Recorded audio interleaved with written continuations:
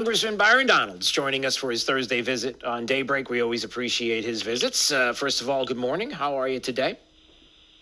Morning, Drew. How are you? I'm well. I am well. And let's dig right into some of the issues. I know you, as many people, are looking at what is happening in East Palestine and some of the other things that have happened across the country. I mean, whether it's train derailments or some of these things that have taken place, like in Doral and Kissimmee and other places across the country, and the concerns about toxic chemicals and the like, and now you have the former president showing up in East Palestine, and then all of a sudden you have people like Pete Buttigieg like, okay, I'll show up now, a little late after the fact. I wanted to get your thoughts on this because it hits close to home for us in some ways, in that we know what it's like when there is a slow response from the federal government. When we see things that are happening here on the ground after the hurricane, we know there were frustrating moments where things needed to pick up. And when you show up like you did, and others, and you show up and you see things are moving slow, what do? You get on the phone, you get things moving. We have examples of what he could have done, what the federal government could have done early on, and yet they don't do it. And maybe you can speak to that a little bit, because it feels like too little too late. And what is getting done? Well, I mean, look, first I'll say that this administration, Pete Buttigieg, is really indicative of how they handle all of these quote-unquote disasters and crises, is that they lead from behind. They're slow to the game. They're slow to the pickup. And it's only when news chatter starts getting out that they hop to and then try to, throw out talking points and act like they're doing something. Yeah. I think the biggest difference between what's happened in Ohio, to a degree, and I don't want to blame Governor DeWine for this, and what's happened with respect to Hurricane Ian, is that Ron DeSantis has such a megaphone, they had to make sure they were doing stuff, or they would have been called out and looked terrible in the process. And so I firmly believe that's one of the reasons why Hurricane Ian response was so swift, and in a lot of respects, somewhat seamless. Now, we still have about 3,200 people who are waiting on FEMA trailers, and FEMA is still running through their bureaucratic foolishness. And so now I'm hammering on them because it's been enough time, and for them to get it done, and you can't get it done, now I'm just going to start hammering you. Yeah. But that's how this administration, for a lot of times, that's how these bureaucracies work. It's only until somebody comes around and starts demanding stuff of them that they start really moving faster than the pace they give citizens, and it's really unfortunate. Now, to Pete Buttigieg, what he could have done, or even Joe Biden, just by him showing up and asking questions and wondering where the different pieces of the federal agencies are doing, whether that's in Homeland or in his own, in the Department of Transportation, you would have seen people moving at warp speed to remediate the situation. All this stuff about how we did the water checks and the air checks like 2 weeks later, that all would have happened in 3 or 4 days. And that's the difference between leadership and no leadership. And that's not to speak ill of the agencies, but the agencies are people like anybody else. If you have a leader who comes in and demands excellence and accountability and speed, they will move. And that's why you have elected leaders go there. Now, I will say this. The one thing that we're always concerned about is presidential visits. I'm not the biggest fan of presidential visits because when the president comes, everything slows down because of Secret Service. Yeah. And, so that's not people who just ain't got to worry about Secret Service. Secret Service is only for the president. Yeah. When the president comes in, Secret Service just takes over the area. And that's what bogs things down, especially if you're 2 days post-storm or post-disaster and you're really trying to move effectively. Yeah. But he should have been there 3-4 days after. Things would have moved a lot faster in East Palestine, I guarantee you. Which brings up an interesting point. And I agree with you. I mean, it's when it comes to the president showing up, there's a little more to it, and I get that. But on the side of Pete Buttigieg or anybody else, the funny part is you could look at it through a different lens and say, that's politics 101. Like 101 is something happens, you show up, because there are people that will say, oh, the former president just showed up because he's running for president and it was a photo op or whatever the case may be. Pete Buttigieg knows just as well as any other politician that when that if you want to talk about the quote unquote optics of this, to your point, if he shows up, things speed up. So as a 101 fundamental, hey, when something happens, you want to be there to show up. And then on top of that, you actually get things done. The fact that he doesn't go speaks volumes to something else. Do you see what I'm saying? Like, in other words, if it's politics 101 that you show up to show your face, to make it look, at least fake it, make it look like you care. But when you don't show up, but then you don't show up at all, something else is going on. You know what I mean? Look, I think, in all honesty, I think half the time when you get elected people or people who are appointed to positions, the ones who are not leaders, and we have too many of them in elective office, let me just be very clear on that, but the ones who are not leaders, they show up if they feel it's going to be maximum benefits to what they're trying to do long term. Yeah. And with this rail crash thing, they honestly looked at it and be like, oh, we had a trail run over, a train derail. Oh, okay. Well, this isn't really going to be the big thing because it's a small part of Ohio, and I'm going to just get straight to it because this administration is so consumed with equity. Oh, well, this isn't really a largely black population, so we don't really have to show the same level of effort if that had occurred somewhere else. But then the second piece is, and then this is just Democratic ineptitude in my view, you have these water crises. Flint, Michigan's water crisis really hasn't been solved. That was happening under Barack Obama. They still ain't figured that one out. Mm. You got the one going on in Jackson, Mississippi. Where's the mayor of Jackson? Still ain't really been figured out. And so, you have these guys like a Pete Buttigieg. They're not leaders. He doesn't have any real expertise. He was picked to run the thing because he ran for president. Right. And Joe Biden is trying to have a diverse cabinet for whatever it's worth. Okay, it's diverse, quote unquote, but they're not getting the job done. So who cares? Unbelievable. And to your point, I think there's something else too. And you don't have to comment on this, but the thing that I hear about it is, when you talk about equity in the community, and you look at the community, and to pick and choose to say whether you're going to show up because of the breakdown of the community and who lives in that community, where on the other side of that, your decision could save lives. Ultimately, how horrible is that? Just an example of how that kind of thinking is dangerous and damaging. It's terrible. And beside the fact that Pete Buttigieg is not qualified to do the job. But maybe you want to speak to that. You see what I'm saying here?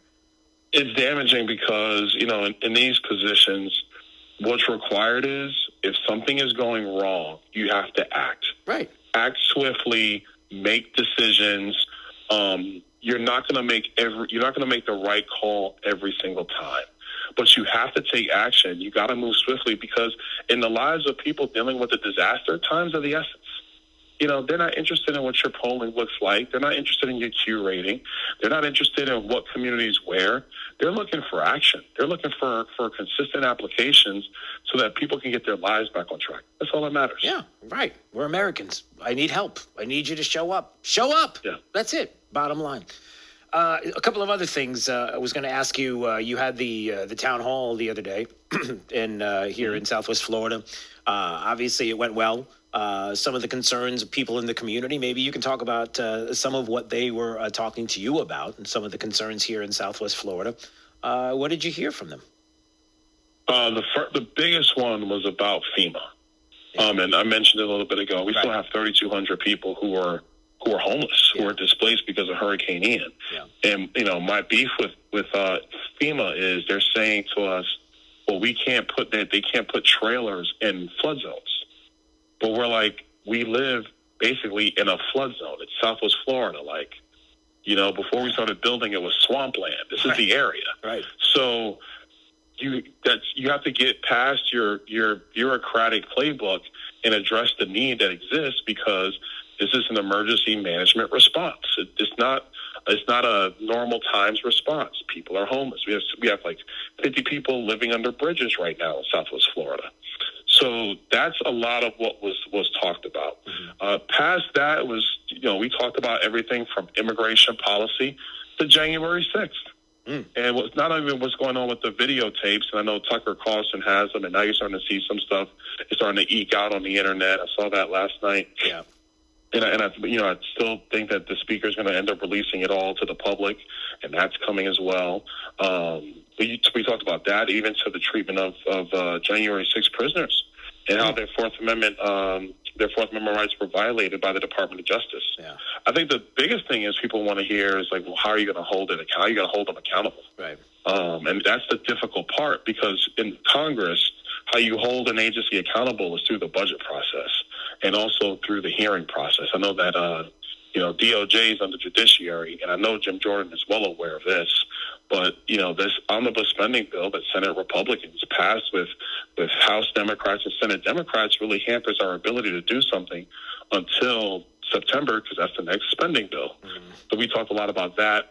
Last piece we talked about was energy and how critical energy is. Why we got to get that right. It helps solve inflation.